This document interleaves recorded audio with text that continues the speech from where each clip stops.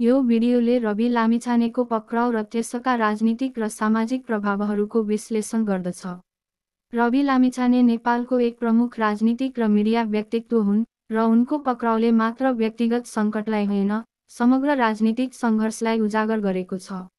यसको मुख्य कारण भनेको लामिछानेको मिडियामा ठूलो प्रभाव र उनका कार्यले नेपाली राजनीति र समाजमा गहिरो छाप छोड्नु हो।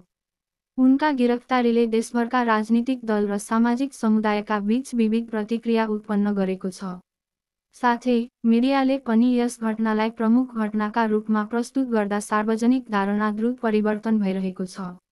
अर्को कारण भनेको लामिछानेको कानुनी चुनौतीको व्याख्या हो, जसको महत्त्व राजनीतिमा कानुनी प्रक्रिया र मिडियाको भूमिका स्पष्ट पार्नको लागि महत्त्वपूर्ण छ।